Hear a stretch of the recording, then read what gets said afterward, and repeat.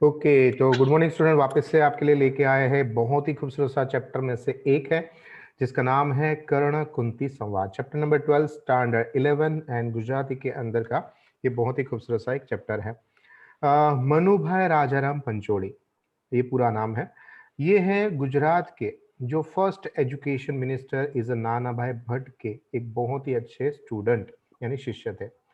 जैसे नाना भाई भट्ट लिटरेचर के अंदर गुजराती साहित्य के अंदर जितना अच्छा नॉलेज रखते थे, ऑब्वियसली उसका शिष्य उतना ही नॉलेजेबल थे, यानी कि हमारे मनुभाई राजाराम पंचोली।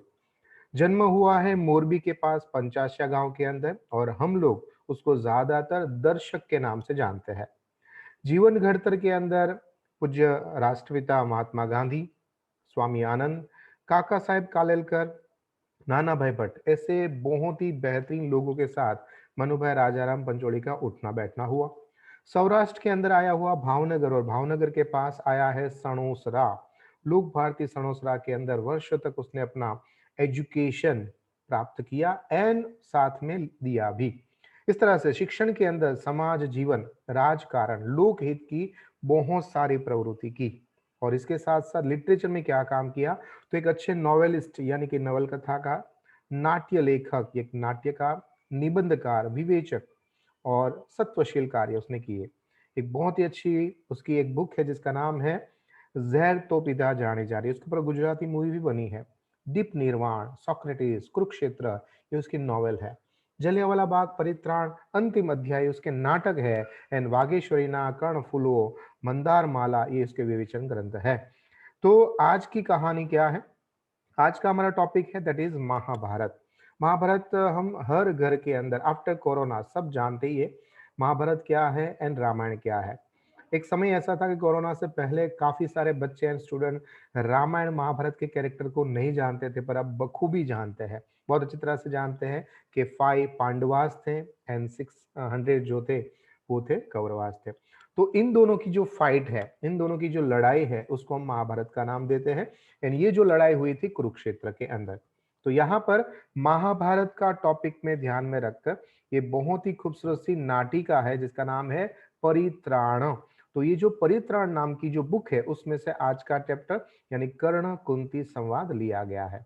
नाउ थोड़ा सा हमें बैकग्राउंड के बारे में जानकारी रख लेनी चाहिए, तो ही हम इसको अच्छी तरह से समझ पाएंगे। ठीक है, तो क्या है, जब पांडु राजा जो थे तो पांडु राजा की दो पत्नियां थी। जो बड़ी पत्नी थी उसका नाम था कुंती यानी कुंता माता हम कहते हैं।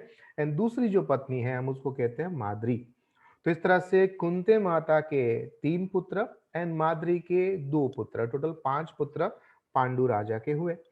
परंतु हुआ ऐसा कि पांडु राजा की जब माद्री के साथ शादी हुई एंड जंगल विचरण के दौरान पांडु राजा एंड माद्री का देहांत हो जाता है। अब पुत्र देने का वादा दोनों पत्नियों ने पांडु राजा को किया था कि मैं आपको 3 पुत्र दूंगी, मैं आपको 2 पुत्र दूंगी। पर अब पति देव ही नहीं रहे तो क्या करें। तो उस वक्त कुंता माता के पास एक चमत्कारी लोटा जिसको हम कलश कहते हैं वो था। अब ये कलश उसकी शादी से पहले था। तो उसकी कहानी पहले सुन लेते हैं कि शादी से पहले कुंता माता ने एक ऋषि को बहुत ही अच्छी सेवा चाकरी की, तो उसने एक चमत्कारी लोटा दिया कि ले बेटा मेरे आशीर्वाद के हिसाब से कलश रख, और ये कलश जिस भगवान को, जिस देवता को तुम चढ़ाओगे, उसको जल अर्पण करोगे, वो भगवान तुम्हारे पास आएगा और एक पुत्र जरूर देंगे। अब कुंता माता उस वक्त बालिका अवस्था में थे, उसकी शादी नहीं हुई थी। उसको लगा ऐसा थोड़ा होता होगा। तो नॉर्मली हम कलश किसको चढ़ाते हैं, सूर्य देवता को। उसने तुरंत ही पानी भरा एंड कलश सूर्य देवता को चढ़ाया एंड सूर्य देवता प्रसन्न हुए और इसके एक सुंदर सा प्यारा सा बच्चा दिया कि लो बेटा ये कलश के हिसाब से आपका हुआ। अब उसको जो शरीर है यानी छाती है वहां पर एक अच्छा सा एक बख्तर था और कान में दोनों साइड कुंडल थे। एंड ये सूर्य भगवान का दिया हुआ पुत्र जिसको हम कर्ण के नाम से जानते हैं। अब हुआ ऐसा कि कर्ण तो आ गया पर शादी नहीं हुई थी। अब माता पिता भाई बहन और इतने बड़े राज्य को जवाब क्या देगी कि इस लड़की के पास बिना शादी किस तरह से बच्चा आया। तो उसको जग हंसी की या समाज का या माता पिता का डर लगा, तो उसने एक छोटी सी टोकरी के अंदर उस कर्ण को रख दिया एंड कर्ण को नदी के अंदर बहा दिया। अब वो टोकरी बहती बहती बहती आगे चली जा रही है और इस तरह से कुंता माता को लगा कि चलो अब शांति हो गई। अब जो बताते हैं कि वो जो लोटा है वो आफ्टर शादी कुंता माता इस्तेमाल करती है। एंड धर्मराज के पास से युधिष्ठिर, इंद्रदेव के पास से अर्जुन, पवन देवता के पास भीम, इस तरह से अलग अलग देवताओं के पास 5 पुत्र प्राप्त करते हैं। ठीक है, तो ये 5 पांडव इस तरह से हुए और पांडु राजा के इस तरह से पुत्र बने। अब बात करते हैं वो टोकरी जो बहती हुई जा रही थी उसके बारे में।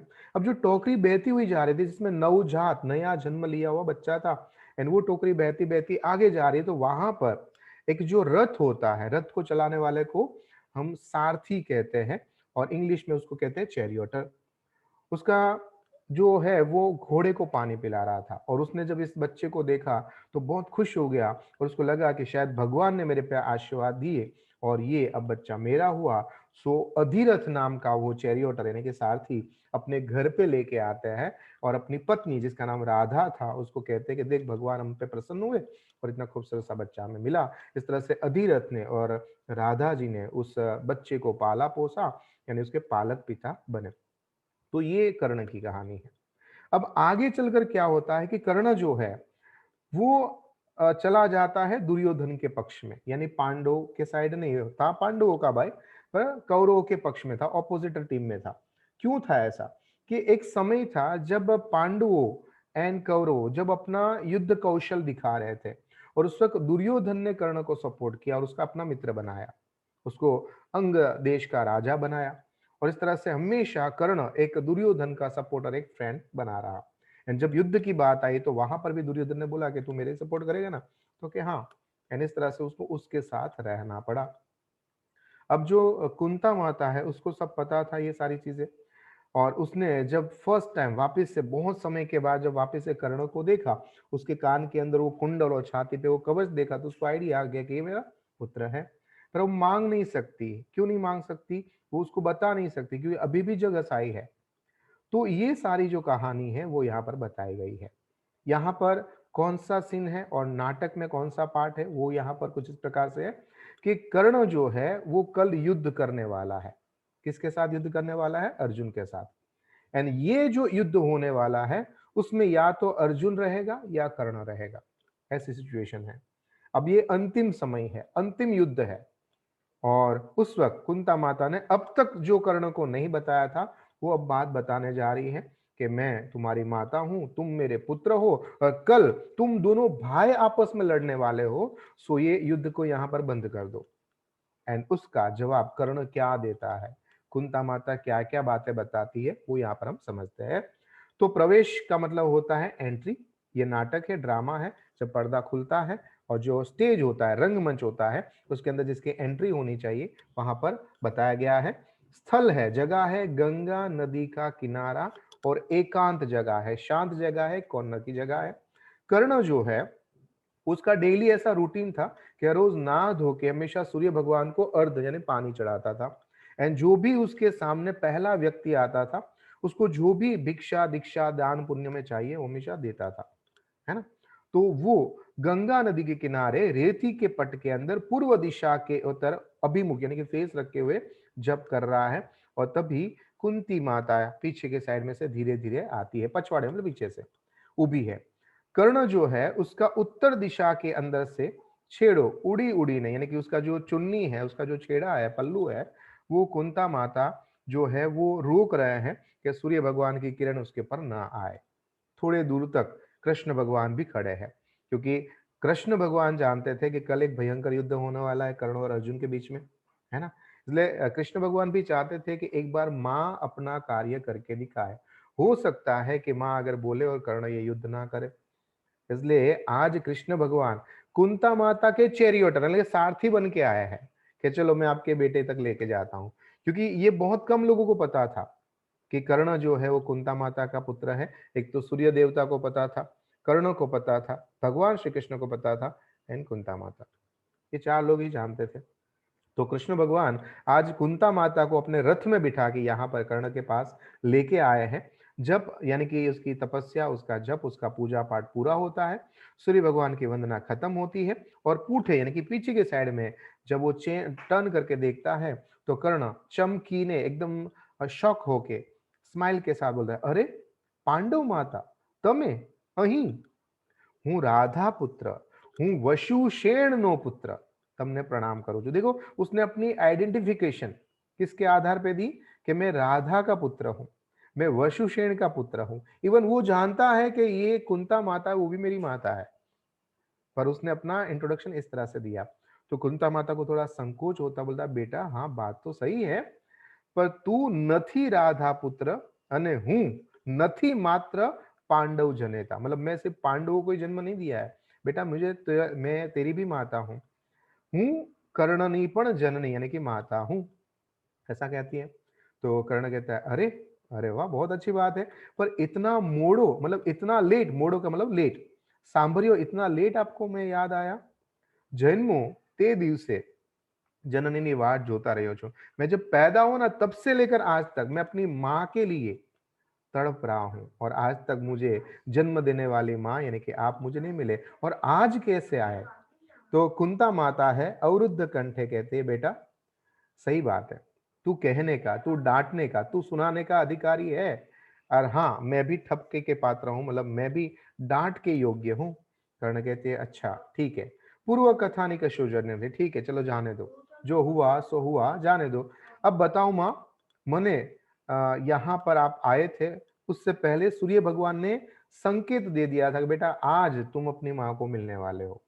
यानी हर रोज कर्ण जो है वो सूर्य देवता के साथ कम्युनिकेट करते थे। लिखा है कि मुझे सूर्य देवता ने संकेत इशारा तो कर ही दिया था, बताओ શું આવ્યા છો, क्या काम है, किस लिए आए हो। तो कुंती कहती है कि बेटा हूं तने लेवा આવી છું, मैं तुम्हें लेने आई हूं। कर्ण कहता મને આટલા બધા દિવસ પછી, વર્ષોના વર્ષો વીતી ગયા, फिर હવે तो सूर्य डूबवानी अंतमा છે, मतलब अब तो एंड हो रहा है, खत्म होने की तैयारी है, और आज आप मुझे मांगने के लिए आए हो, तो शू नहीं चाले, अब आज नहीं मांगोगे तो नहीं चलेगा, अभी इतना साल नहीं मांगा, पैदा हुआ तब से लेकर, तो आज नहीं मांग लो, क्या फर्क पड़ने वाला है। મને નદીમાં વહેતો મૂક્યો तब आपने मुझे याद नहीं किया, अधीरथ ने ત્યાં उछेरवा લીધो ત્યારે પણ आपने मुझे याद नहीं आया, सगा संबंधी के बीच में जब मैं अपने आप को सबके बीच में बड़ा भाई साबित कर सकता था, तब मैं आपको याद नहीं आया, पर अब सिर्फ गिने चुने दिन बाकी बचे हैं ત્યારે તમે અહીં આવ્યા છો, હવે तो लगभग હું नहीं આવી શકું। कुंती कहते हैं कि बेटा तू जे अपमान करे, तू जे मारू अवमान करे એ બધું જ ઠીક છે, તું કહેવાને યોગ્ય છે, તું કહેવાને લાયક છે, પણ स्त्रियों माटे यानी हम महिला लोग हैं, और उसके लिए जो लज्जा है शर्म है, उसका जो एक लेयर है, लेयर का मतलब होता है आवरण, है ना, पड़ जो है उसको भेदना, उसको ब्रेक करना, उसको तोड़ना, ये बहुत कठिन होता है ना। हम अपनी शर्म को, हम अपनी लज्जा को नहीं तोड़ सकते हैं।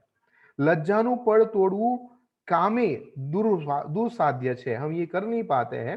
અને અમારા માટે નહીતર તે દિવસે रंगभूमि पर जब तुम फर्स्ट टाइम सब लोग अपना अपना शिक्षण का परिचय दे रहे थे, उस वक्त जब तुम आए थे तो मैंने बहुत लंबे समय के बाद तुम्हें युवावस्था में देखा था, और उस टाइम पे कुंता माता बोल रहे हैं कि उस वक्त मैंने पहचान लिया था तुम्हारे कवच और कुंडल के द्वारा, और उस वक्त भी मेरे स्तन के अंदर से दूध उभरा, तो उस मुझे अपनी माँ की एक ममता जो है वो मेरे हृदय के अंदर उठ पड़ी थी कि मैं जाऊं और अपने बेटे को ऐसा हग कर लूं, उसको मिलूं, उससे बातचीत करूं और मेरी सारी प्रॉब्लम उसके सामने रखूं। पर उस वक्त भी बेटा मुझे लज्जा और शर्म के कारण से मैं तुम्हारे पास नहीं पाई थी, एंड उस टाइम पे तुमने अर्जुन को ललकारा था, पर अच्छा हुआ उस टाइम पे अर्जुन और कर्ण का युद्ध नहीं हुआ, क्योंकि उस वक्त सन सेट हो जाता है एंड दोनों का आपस में लड़ाई झगड़ा नहीं होता है। अर्जुन ने પડકાર્યો ત્યારે મારી છાતીનું પાણી સુકાઈ ગયું હતું, और जब तूने अपने भाई को ही जब अपने हिसाब से बोला कि चलो भाई तुम भी मेरे सामने अपना एजुकेशन का परिचय करवाओ, तो उस टाइम पे मुझे लगा यार ये क्या हो रहा है, दोनों भाई आपस में लड़ रहे हैं, पर हरी कृपा थई कि બધું શાંતિથી निपट गया, और आज तू इतने बड़े राज्य यानी अंग देश का राजा हो चुका है, तो अंगराज है। कर्ण कहता है हाँ हाँ हाँ सही बात है, તે દિવસે અંગરાજ બનાવી અને મારી આંખને ઠારનાર હું તજી દઉં એવું તમે મને કહેવા આવ્યા છો, કારણ કે તમારા પુત્રનો જીવ તાળવે તોડાઈ રહ્યો છે। वो बात तो सही है, उस वक्त तो आपने सिर्फ अपने पुत्र के बारे में ही सोचा, मेरे पुत्र मेरे बारे में कभी नहीं सोचा आपने। और आज जब आपका पुत्र यानी कि कल अर्जुन जो है वो मेरे सामने लड़ने आ रहा है एंड उसकी सर के ऊपर मौत की तलवार लटक रही है, तो आज क्या वो उस पुत्र के लिए, उस पुत्र की जान बचाने के लिए आज मेरे पास आए हो आप? તો કુંતી કહેते हैं હા એટલા માટે આવી છું. આ બધા જ પુત્રોના જીવ કોઈક કુલ દ્વેષી છે, કોઈ અઘોર કર્મી છે, કોઈ પર સ્ત્રી કામી છે, એના વિના કારણે ત્રાજવે તોડાય છે. हर एक के अंदर कुछ ना कुछ प्रॉब्लम्स है. और बेटा मैं क्षत्रियाणी हूं, मैं क्षत्रिय हूं और उसकी पत्नी हूं. અમે ક્ષત્રિયાણુઓ પુત્રના શા માટે જન્મ આપીએ છીએ ખબર છે? મહારાજા કુંતી ભોજને ચરણે અને મારા પિતા મહારાજ પાંડુના પડખે ઉભા રહીને શીખી છું. આર્ત ત્રાણ માટે બધા જ પુત્રો ખપી જાય, મારી છાતીમાં ગૌરવ પ્રાણ ઉભરાતા એક આંસુ નહીં અરે, અંતર હર્ષ પામવાનું, આર્તનું રક્ષણ કરવાનું. મારા પુત્ર ખપી ગયા, પરંતુ એક અભિમાની અને બીજો પશુન અને ત્રીજો અંધાંધ. એમાં આર્ત છે કોણ? એમાં દુખી કોણ છે? આર્ત તો છે આ અમૃત લતા समान छे मारी पुत्र. जो पूरा पैराग्राफ है उसके अंदर कहीं ना कहीं हमें ये बताना चाहते हैं कि मैं, कुंता माता कह रही कि मैं क्षत्रियाणी हूं और एक क्षत्रिय की पत्नी हूं और मैं क्षत्रिय की माता हूं, तो मुझे ये सारी चीजों को देखना पड़ता है. और अगर मेरे क्षत्रिय पुत्र अगर मर भी जाते हैं तो हम उसको मरना नहीं कहते, अमर हो जाना या शहीद हो जाना कहते हैं, क्योंकि ये उसका परम धर्म होता है. कर्ण कहता है अच्छा તમારી વાત સાચી છે, पर जब द्रौपदी ने सभी के बीच में जब मेरा अपमान किया था, उस वक्त आपको ये बात नहीं याद आई कि आपकी बहू है द्रौपदी, वो अच्छी, वो अमृतलता, वो आप ऐसा बता रहे हो. पर जब वहां पर द्रौपदी का स्वयंवर चल रहा था और उस वक्त द्रौपदी ने सबके बीच में बोला था कि जिसके माता पिता का अता पता ना हो ऐसे, या जो नीचे कुल का हो ऐसे, उसके साथ में शादी नहीं कर सकती हूं. वहां पर द्रौपदी ने सबके बीच में मेरा अपमान किया था, तो वहां पर आपको मेरे बारे में नहीं समझ में आया और आज आपको ऐसा लग रहा है कि द्रौपदी अमृतलता समान છે. कुंती कहते એને જ શા માટે મેં પણ કર્યું છે, मैंने भी तुम्हारा अपमान किया છે અને તે માટે આજ मैं तुम्हारी क्षमा मांगने के लिए आयो हूं. હું જનેતા પોતાના બાળક પાસે ક્ષમા માંગવા આવી છું. જો તું વિચાર તો કર, मैं तो उसकी भी माफी मांगने आई हूं और साथ में मैं अपनी भी माफी मांगने आई हूं. सबसे बड़ी अगर जो माफी मांगने की बात आती है तो बेटा वो मेरी है.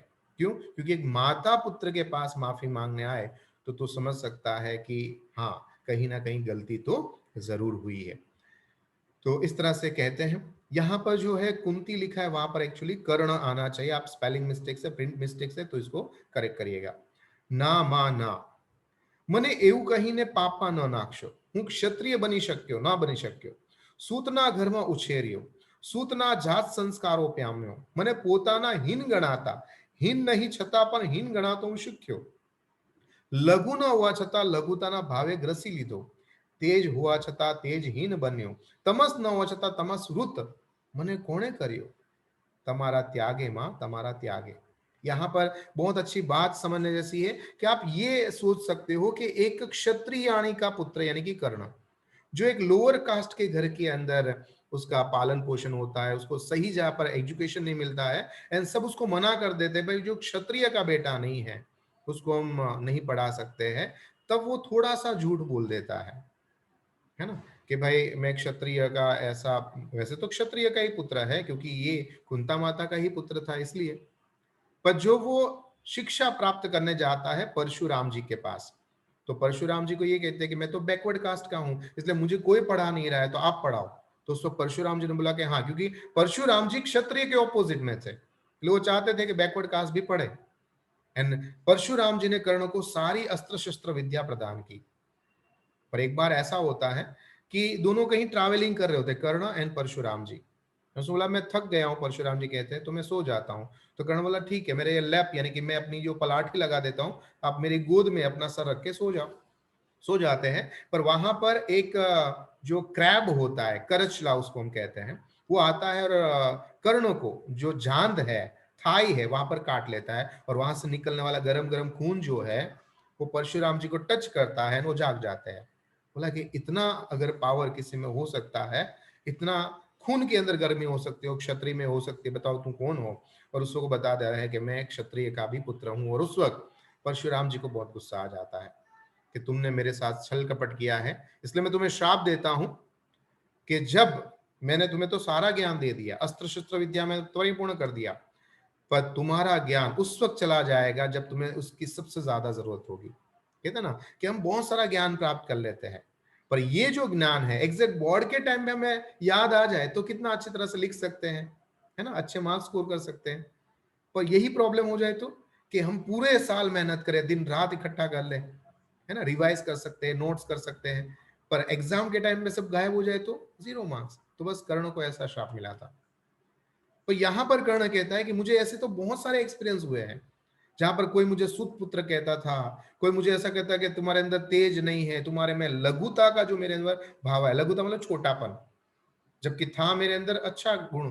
पर ये सारी चीजें माँ तूने जब छोड़ दिया तब मैं ये सब कुछ कर पाया। और कहते हैं ना कि जो इंसान जितना ज्यादा फाइट करता है उतना ज्यादा और पावरफुल बनता है।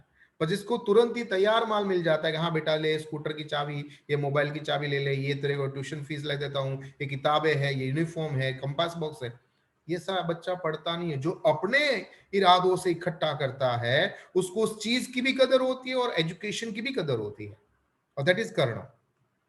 आगे लिखा है, कुंती कहती है अपराधी तो हूं तारी सशस्त्र थी है वधारे वार, मतलब सहस्त्र का मतलब होता है हजार, है ना, तुम्हारी में 1000 से भी ज्यादा बार मैं तुम्हारी अपराधी हूं, पण मने तारी साथे राखीने हूं जीवाड़ी शकी होत बेटा, मैं तुम्हें अपने साथ रख के मैं तुम्हें जिंदा रख सकती थी, पर ये शायद मैं डर के कारण से, शर्म के कारण से, लाज के कारण से, लज्जा के कारण से नहीं कर पाई। तू कहे કેટલા જીવી શકે છે, તું જેને તારું अपमान કહે છે તેને જ તારું जीवन दान હું तो समझी लઉં છું। बस यही मेरी बात है, अंतिम बात कहने आई है कुंता माता। कर्ण कहता है તેને લીધે તું अपमान पामी રહ્યો છું, सुत पुत्र ने नहीं वरु एवं, सुत पुत्र यानी कि सुत का मतलब होता है, दो मतलब होता है, एक सुत का मतलब होता है पुत्र, यानी सुत का मतलब होता है चैरियोटर, यानी कि सारथी को कहते हैं कि सारथी के पुत्र के साथ में शादी नहीं करूंगी, ऐसा द्रौपदी ने बोला था और ये मुझे अपमान सहन करना पड़ा था। કુંતી कहती है कि સાંભળું તો પડ્યું જ છે, પણ એના કારણે ક્ષત્રિયોના દાતા, રાજ્યોના રક્ષક, ધનુર્धारियों शिरोमणि तू बनी शक्यो। अगर कहते हैं ना अगर फाइट नहीं मिली होती बेटा तेरे को तो शायद तक कर्ण कर्ण नहीं बनता, है ना। बहुत सारे इस दुनिया में ऐसे लोग हैं जिसको तुरंत ही सब कुछ मिल जाता है तो कुछ नहीं मिलता। पर बेटा आज तू देख, तेरा तेरा नाम जो है ना, दानवीर कर्ण, क्षत्रियों के दाता, राजवियों के रक्षक, धनुर्धारी का शिरोमणि, ये सारी डेफिनेशन या ये विशेषण अगर तुम्हारे में आया है बिकॉज ऑफ तूने ये सब कुछ प्राप्त किया, अपमान सहन करना सीखा, फाइट करना सीखा, एंड आज देख तो इतना पावन हो गया है। जीवन બધું સંકુલ છે બેટા, તેની એક આંખમાં છે અમૃત અને બીજી આંખમાં છે વિષ। जीवन के अंदर दोनों आंखों के अंदर अलग अलग चीज मिलती है। कोई आंख के द्वारा नकारात्मक सोचता है, नेगेटिव, तो कोई पॉजिटिव सोचता है। अगर दोनों के अंदर पॉजिटिव यानी कि अमृत आ जाए तो दुनिया खूबसूरत लगती है। कारण कहता है जीवन संकुल छे मां, सरल होत तो आजे एना सुखो पाम्यो होत, पर मेरे लिए तो इतना इजी नहीं है। कुंती के तो तारा मुखे मां सांभळीने खरेखर मुझे बहुत शांति हुई, शाता पामी छे। કારણ કે મને કહ્યું કે આ જીવન સંકુલ છે એટલે તમારા ચિરાતા અહીં અમારો ત્યાગ કરવો પડ્યો, પણ મને વેદના લાગે છે કે શા માટે તમે મોડા આવ્યા। જો તમે સહેજ વહેલા આવી ગયા હોત ના તો મારા માટે કશુંય બોલ્યા વિના मैं आपके पीछे पीछे पीछे चला आता। कुंती कहते हैं हजू पण लेट नहीं हुआ बेटा। युधिष्ठिर तुम्हें ऐसे छाता नहीं रखते हैं राजा जब चलते हैं ना उसके ऊपर, उसको कहते हैं छत्र धरेगा। भीम चामर ढा से घोड़े के ऊपर जो लगाया जाता है चमड़े का, उसको चामर कहते हैं।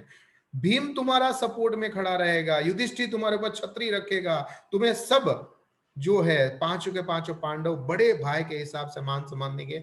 आजा बेटा अभी भी हमारे साथ। कर्ण कहता नहीं, એ માટે મારે દુર્યોધનનો પક્ષ છોડવો પડશે અને लोग ऐसा मानશે કે देखो समय आया ये इंसान पलट गया। नहीं मां नहीं, जिस तरह से તમારી માટે લજ્જાનું પદ ભેળવું કઠિન છે તે રીતે हम जो है वो वीर है, और हम वीर लोगों को लोगों के द्वारा अपमान जो होता है वो सहन करना बहुत कठिन होता है।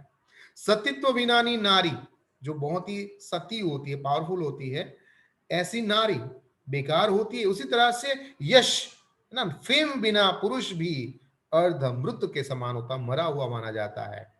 માં તમારા પુત્રને તમે અર્ધમૂત્ર મૃત અવસ્થાની અંદર જીવતો કેવી રીતે મૂકી શકો છો? માતા મને માફ કરી દો, પણ હું તમારી સાથે નહીં આવી શકું. કુંતી કે ના બેટા ના, એમ ના કહેવાય, તું મારી સાથે ચાલ. કર્ણ કહેતા है कि नहीं, બસ તો હવે થઈ રહ્યું. મેં દુર્યોધનની નૌકામાં પગ મૂકી દીધો છે, મને ખબર નથી કે આ નૌકા બંદરે यानी कि પોર્ટ તક પહોંચેगी कि नहीं पहुंचेगी, એની પહેલા મને ખબર નહોતી. मंत्रणा गृह ની અંદર भगवान श्री कृष्ण ने मुझे इशारा करके बताया था कि देख कर्ण गलत जगह पर जा रहा है, पर उस वक्त मैं कुछ नहीं कर पाया. મને શંકા તો હતી જ તે કે દુર્યોધનની નૌકા ડૂબવાની છે, એનો ભરોસો પણ હતો, પણ ભીષ્મ, દ્રોણાચાર્ય, કુલગુરુ કૃપાચાર્ય એના વિશ્વાસે નહીં. આ વિશ્વાસઘાત કરું ને તો હું નરકમાં જાઈશ, इसलिए मैं अब नहीं आ सकता हूँ. कुंती कहता है श्री कृष्ण भगवान के बारे में तूने बताया, तो कि हाँ वो तो यहाँ पर ही खड़े हैं. तो क्या अच्छा कहाँ है, अहीं क्या है? तो उस वक्त दूर जो खड़े थे वो कृष्ण भगवान की ओर इशारा करते बताते ये देखो अनुचर वेश में खड़े हैं. तो कर्ण कहता है वाह, जाके उसको प्रणाम करते, हे यादव श्रेष्ठ, मैं आपको प्रणाम करता हूं. તમે આ વેશમાં इस तरह से आपने कपड़े धारण किए, તમે ખરા છો હા ભગવાન શ્રી કૃષ્ણ. લોકો તમને આથી જ કહે છે કે તમે વેશધારી છો, અલગ અલગ રૂપ ધારણ કરતે હો. એમાં લોકોનો દોષ નથી, दोष તમારો છે, તમે આવા જ વેશ ધારણ કરતા હોય છે. श्री कृष्ण कहता है बहु नो अग्रणी तो हूं छू ज, मतलब ये जो कुंता माता मेरी फोई है, और फोई के लिए काम करना, उसके लिए ड्राइवर बनना मतलब कोई बुरी बात नहीं है. कर्ण कहते हैं कि ठीक है, માતાને હું પ્રસન્ન નથી કરી શકતો, હે ભગવાન શ્રી કૃષ્ણ હવે શું કરું, તમે તો ભગવાન છો, તમે બધું જાણો છો, તો પ્લીઝ તમે મને મદદ કરો, હેલ્પ કરો કે હું મારી માતાને જે મારા જીવનમાં આજે મને મળી અને મળે છે તો કંઈક માગે છે ને માગે છે પણ એને પ્રસન્ન સુખ નથી આપી શકતો. एथी हे भगवान हूँ पण खूब दुखी छू, हे वासुदेव, हे भगवान श्री कृष्ण, हे यादव श्रेष्ठ, તમે મને કહો કે હું કઈ રીતે મદદ કરી શકું. इस वक्त जो भगवान श्री कृष्ण का जवाब है वो सुनने जैसा है. भगवान श्री कृष्ण कहते हैं कि जननी અને સંતાપના મિલન, संतानना विलन, यानी इस दुनिया के अंदर अगर सर्वश्रेष्ठ कोई चीज अगर आपको दिखने को मिलेगी ना तो वो है माता और पुत्र का प्यार, जो ऊपर स्वर्ग में कहीं पर नहीं है. ब्रह्मा, विष्णु और महेश की माता का नाम किसी को नहीं पता है ना, और वही प्राप्त करने के लिए भगवान बार बार यहाँ पर पृथ्वी लोक पे जन्म लेते हैं. और भगवान श्री कृष्ण ये कहते हैं कि जब माता से पुत्र अलग हो जाए, लाइक भगवान श्री कृष्ण भी देवकी से, वसुदेव से अलग हो गए थे, फिर वापस से उसका मिलन हुआ था. इस तरह से कहते हैं कि ये जो दृश्य होता है वो सिर्फ पृथ्वी लोक पे ही देखने को मिलता है, वो स्वर्ग में नहीं मिलता है. कंस वध કરીને જ્યારે ભગવાન શ્રી કૃષ્ણ કે હું જ્યારે મારી માતા પિતાને બંધન મુક્ત કર્યા અને દેવકીજીને જ્યારે મને છાતી સરસો ચાપ્યો और जो सुख मुझे प्राप्त हुआ है वो संसार के सारे सुख के सामने सबसे बड़ा है. निर्विशेष प्रतिनो रस છે, અલૌકિક છે, તેને માટે ભગવાન શ્રી કૃષ્ણ કહે કે એકવાર નહીં વારંવાર ફરી ફરીને હું આ પૃથ્વી લોકની ઉપર મૃત્યુ લોકની અંદર જન્મ લેવા માંગુ છું. કર્ણ કહેતા है कि ભગવાન હું દુર્યોધનને ત્યાગ નથી કરી શકતો અને આજે પણ એનું ઘણું દુઃખ છે, એણે મને મોટો કર્યો છે અને બીજા જ્યારે અવગણતા હતા ત્યારે એક કપરા સમયમાં દુર્યોધને મારો હાથ ઝાલ્યો હતો અને આજે જ્યારે મુશ્કેલીમાં છે ત્યારે હે ભગવાન શ્રી કૃષ્ણ બોલો આવા મિત્રને હું છોડીને જતો રહું તો શું આ ક્ષત્રિય ધર્મ થશે, આ ક્ષાત્ર ધર્મ થશે? તેના કારણે આ તમારા હાથનું આ મૃત્યુ શ્રેષ્ઠ ધર્મ, એને કરતા એમ કા કરો હું કાલે યુદ્ધ કરવા નથી જવા માંગતો, आप मुझे मारी दो. भगवान श्री कृष्ण आपके द्वारा मुझे अगर मृत्यु मिले तो सर्वश्रेष्ठ है. पर भगवान श्री कृष्ण ने बोला कि मैंने तो इस युद्ध के अंदर कहीं पर भी अपना हथियार चलाने के लिए तो मना ही कर दिया है, तो मैं तो मार ही नहीं सकता हूं और ऐसा कार्य नहीं हो सकता है. श्री कृष्ण भगवान कहते हैं देखो भाई आ संसार सही में संकुल है, छोटा है, એનો રસ્તો હોય છતાં રસ્તો લેવાતો નથી, અમૃત છે છતાં પીવાતું નથી. કર્ણ તને હું એટલું જ કહીશ કે આ ક્ષાત્ર ધર્મ કરતા કોઈ ઉચ્ચતર વસ્તુ છે તો એ છે કષાય आवरण, कषाय अभिधान विनानो मात्र धर्म. जो आपको दिखता है, जो आपको समझ में आता है ना, वही सच्चा धर्म होता है. हिंदू, मुस्लिम, सिख, ईसाई ये मनुष्य ने बनाया है. इसके घर के अंदर 3 बार भगवान की पूजा होती है, इसके घर के अंदर 2 बार, इसके घर के अंदर 1 बार. तो ये धर्म में लिखा है क्या? कि 3 बार पूजा करना है या 1 बार या 2 बार, ये धर्म किसने दिया हमें? हमारे माता पिता ने।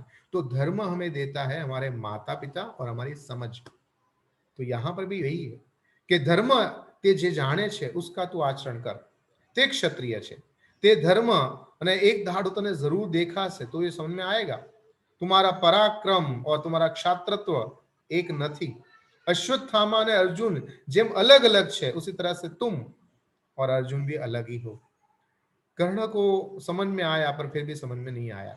कर्ण કહે છે કે हाँ थोड़ू समझाय છે, झाकू झाकू देखाय છે, पर अब शायद तक लेट हो गया है। यहाँ पर पिक्चर का एंड हो रहा है, अब एंड के अंदर कुछ चेंजेस नहीं आ सकता है।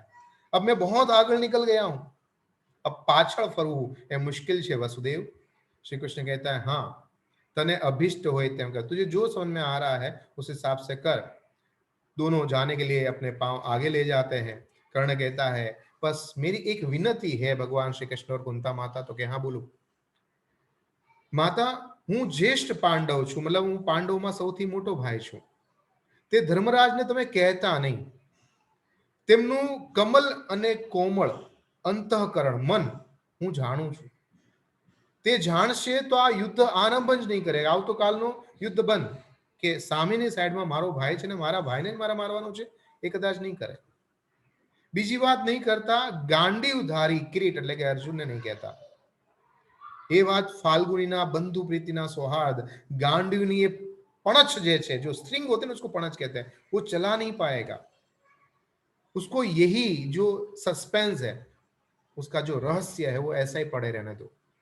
ना अर्जुन को बोलना, ना भीम को, ना युधिष्ठिर को, किसी को भी मत बोलना कि मैं पांडवों का बड़ा भाई हूं, वरना कल वो युद्ध नहीं करेंगे। તે ભલે મને પ્રતિસ્પર્ધી કોમ્પિટિટર મને દુશ્મન સમજે, સમજવા દો। અત્યાર સુધી સમજ્યા છે તો હવે પણ સમજે। મારામાં એના પ્રત્યે પ્રતિસ્પર્ધીની યુત્સા નથી, मैं उसको कॉम्पिटिटर नहीं समझता हूं। हे श्री कृष्ण હવે ઉપર રહેશે સ્વામી નિષ્ઠા અને અંતસ્ત્રવા તો થશે જ માતૃ મહિમા। કુંતી એને માથું નમાવે છે, मां विजय तो તમારો થશે, आपका ही विजय होने वाला है। પણ પાંડવો 5 ના 5 જ રહેશે, हणाशे या अर्जुन या कर्ण, दो में से एक, 5 तो रहेंगे ही। कुंती माता उसके माथे पे चुंबन करती है, बेटा मैं तो 6 पांडवों की एक्सपेक्टेशन आशा लेके आई थी। कर्ण कहता है हाँ पर अगर आप सहेज जल्दी आ गए थे तो शायद तक ये पॉसिबल हो जाता, पर अब ये पॉसिबल नहीं है। इस तरह से जीवन के अंत समय में कर्ण को मिलने आती है उसकी माता कुंती माता। बहुत सारे रिक्वेस्ट करते हैं पर समय, लज्जा का पड़, क्षत्रिय धर्म, वीरता की ताकत, भगवान श्री कृष्ण के आशीर्वाद, ये सबको एक बहुत ही खूबसूरत तरीके से इस नाटक का नाम है परित्राण में से डाला गया है और हमारे सामने एक खूबसूरत सा चैप्टर बना दिया गया है जिसका नाम है कर्ण कुंती संवाद। ये बहुत ही खूबसूरत चैप्टर में से एक है। आपको तभी समझ में आएगा जब आपके सामने ऐसी कोई सिचुएशन खड़ी होती है ना, तभी आप ऐसे चैप्टर को समझ पाओगे। तो चैप्टर नंबर 12 कर्ण कुंती संवाद। नेक्स्ट जो है हम करने वाले हैं उसके अंदर हम इसके क्वेश्चन आंसर्स करेंगे। अगर आपको ये नहीं इतना समझ में आता या डिटेल में नहीं जाना है तो question answer, short answer, 2 line answer, grammar उसको अच्छी तरह से करो एंड मार्क्स परिपूर्ण हाजिर कर लो। ठीक है,